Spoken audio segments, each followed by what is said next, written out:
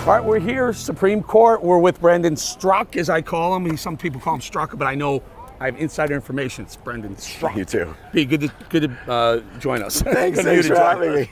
So about a year ago, you founded WalkAway. Right. Yeah. So on May 26th of last year, I released the video and started the movement. Yeah. I think we had you on right about that time, and it's really taken off in the air. Congratulations. Thank you very much. And the movement is? So the movement is, it's a campaign for people to walk away from the Democratic Party. I started something as a former liberal and a former Democrat. I got fed up with the fake news, the lies, the violence, the vandalism, the vitriol that pushes towards socialism and extremism, everything that we see currently coming out of the left. And for me, it was too much, and I decided to walk away from it. And I created a campaign encouraging other people to do the same thing and really tell their stories. So it started as a testimonial campaign, video testimonial campaign, and now it's grown so much bigger into real, like, kind of boots on the ground activism around the country. Yeah, you're really getting some notice, being picked up everywhere. I noticed you had a little fun at the expense of the daytime Emmys. Tell us about it. Well, I was in Los Angeles actually a few weeks ago doing several walkaway events, and I got invited by a friend to join her at the Emmys. And so we ended up actually getting on the red carpet. And I was wearing a very nice suit and a bedazzled walkaway shirt underneath. So I waited my turn until it was time to speak to the Emmys reporters. I actually did the entire press line, going down, spoke to all the press. But at the very end are the main Emmys reporters that broadcast out to the network.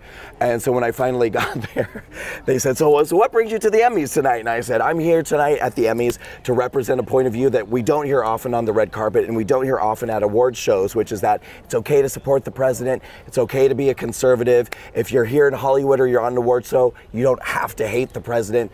And they got a little bug-eyed. They weren't really used to that kind of commentary on the red carpet. Yeah, exactly. Go to commercial. We'll take a little piece of tape and watch this real quick. So tell us about WalkAway. Okay, so I started something called the WalkAway campaign as a former liberal and a former Democrat. It's a social political movement encouraging people to walk away from the Democratic Party. As we know, in Hollywood, this is a very liberal place, a very liberal point of view. So I wanted to come today to represent a different point of view that you don't often get, which is that you don't have to be a Democrat and you do not have to be a liberal. Yeah. You do you, Bill. That's right. I've got to say to that. Well, listen, this is the entertainment industry. You know, the people, the good people in America who tune in every night to their television sets, they're really only getting one point of view from Hollywood, which is oftentimes they hate the president, they hate conservative values, and so I just want to, you know, encourage people to have an appreciation for a broad spectrum of diversity of thought and opinion. If you want to be a Democrat, but you don't have to be. And a lot of conservatives in Hollywood are feeling like they have to be in the closet. People who support the president feel like they can't have a voice, so they'll be blacklisted or ostracized. We're just here to say, listen, there are a lot of diverse political opinions in America, and that we should all be, you know, communicating with each other with love and unity and respect. And let's get rid of all the hatred. We talked about your first anniversary, but during this trip, this 1 year wild ride, a lot of things happened to you. Tell me about what happened with the flight attendant recently. Well, that certainly wasn't the worst thing, but it was kind of funny. I was on my flight here on the way to the anniversary, and I was wearing, we sell these, you know, different t-shirts for WalkAway, which helps support the campaign. And the one I was wearing that day said, "Wake America Great Again," because we're all about waking people up in the campaign. So it said, "Wake America Great Again, #WalkAway." And the flight attendant came up to me and she said, "What does your shirt mean?" And I guarantee you, Eric, I can't prove it, but I guarantee you, because it was kind of a play on Make America Great Again, she assumed I was mocking the president. Yeah. And so she got really excited about, like, a kindred spirit. And I said, oh, well, it's actually, I started something called the WalkAway campaign. She said, what is that? And I said, you know, it's a campaign to get people to leave the Democratic Party.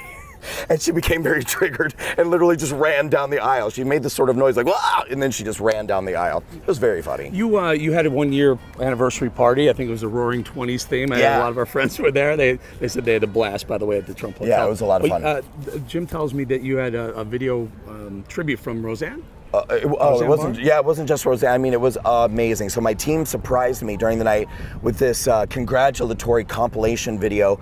It was from Mark Levin, Roseanne, Isaiah Washington, actress Christy Swanson, and then some other people like David Harris Jr., Joy Vila, Blair White. I mean, it was just absolutely amazing. And it was, as you said a moment ago, sort of this affirmation that this movement has just done so many incredible things in the last year. What's the next year going to look like for WalkAway? Really excited. So we're going to spend a lot of time between now and 2020 and beyond traveling the country, getting into college campuses, doing public speaking events, and we're very proud of these events that we're doing, which we call town halls, but it's sort of like a more modern, edgy, cool version of a town hall. We're speaking directly to different minority communities. So we're doing town halls for the Black community, for Hispanic people, for LGBT people, for Jewish people, basically minority communities that the Democratic Party has targeted with their marketing. Well, they feel they're entitled to those votes. That's exactly right. But unfortunately, I hate to say, the Republican Party is not doing an effective job at countering that and countering that message with their own message. So in a way, that's kind of what we do. You know, WalkAway is not specifically a pro-Republican movement. I'm Republican. I'm a Trump supporter. We don't ask that people become Republicans or become Trump supporters, just that they wake up to, you know, stop being Democrats. Stop being Democrats and start doing your own research. It's like hot and cold in the shower. If you just turn the cold down a little bit, the shower is going to get warmer, even if you don't turn the hot up more. Yeah, and that's a good point, too, because it's not like I don't want to destroy the Democratic Party. I mean, I believe that we need to live in a country that has at least a two-party system because we have to have debate and ideas. But the current Democratic Party is, I think, un-American and unacceptable to most people. You know, we're standing at the Supreme Court yesterday. There were tons of protests going on right now. Now it's a lot of high schools and colleges taking pictures. What are your thoughts on the Roe v. Wade decisions that are now going to the states picking up, like Arkansas and Georgia, getting a lot more hardcore on anti-abortion laws? What are your thoughts as a gay Republican?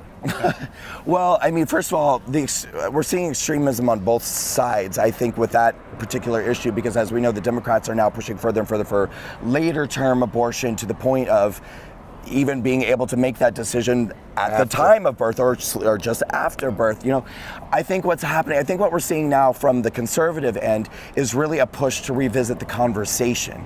I mean, that's what I've been reading, and that's what I think I'm taking from this, is not so much that necessarily conservatives are trying to, you know, control women's thoughts or control women's bodies, or it's not really about controlling women whatsoever, but I think it's about revisiting the conversation about, first of all, what are we considering a human life? And at what point are we saying that it's okay to put that decision in a woman's hands? I think that people want to have less of a sweeping decision about this and say, let's get a little further into this conversation. That was a very political way of not answering my question. I may be running for office. So. Okay, gotcha.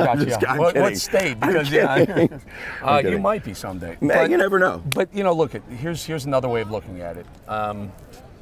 Founding fathers set it up so that the states were supposed to make decisions like this. Okay. What Roe v. Wade did, it brought it to the national attention, went all the way up to the Supreme Court. Supreme Court judged abortion to be legal. Right. Now the states are saying, well, that's fine on a federal level. On the state level, my state, Alabama, my state, Arkansas, my state, Georgia, etc., may not agree with that. And so they're going to push back. Think of this for 1 second. Marijuana is still a federally illegal substance.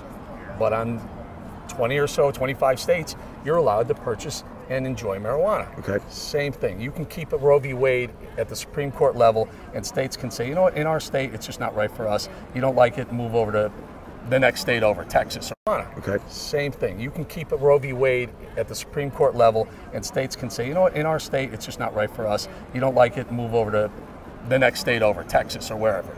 So that's a little bit of an explainer. So whether you love the abortion debate, hate the abortion debate, pro-life, pro-choice, whatever, doesn't matter. It's always good to let states decide. That's my 2 cents. Fair enough. I don't disagree with that. But from my perspective, as a former liberal, for me, I'm discovering a lot of things that I used to believe very staunchly were framed in such a way that I think was disingenuous and dishonest. And listen, I'm probably never going to be in a situation where someone I'm with needs to get an abortion or I need to get an abortion, okay? You never know. Yeah, you never know. Science is moving fast, folks. That's very, very true. But as of today, I don't think so. But the point is that even as a gay person, I used to staunchly support abortion or a woman's right to abortion because as a liberal, it was always framed to me as to be against abortion is to control women, to wage a war on women, to be against women.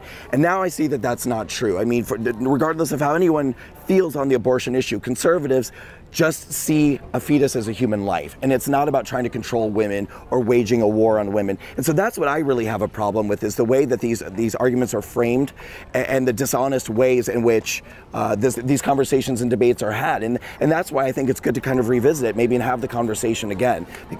Brendan, I appreciate your time. Yeah. You're an important group, folks. You got to make sure these guys are around. I think they're doing great work. We really appreciate it. How can people support you? Yeah, please go to walkawaycampaign.com. If you go to the website, you'll find ways in which you can donate to our grassroots organization. You can volunteer your time, and you can kind of see what we're up to, where we're going next, what events we have coming up, and please support us, take part in that. If you'd like to follow me on Twitter or social media, my handle is @USMinority. This is true. This is the very definition of a grassroots organization right here. Congratulations, Brendan. Thanks, Eric. Always good to have you. We'll have you Thank you again soon. Thank you. America.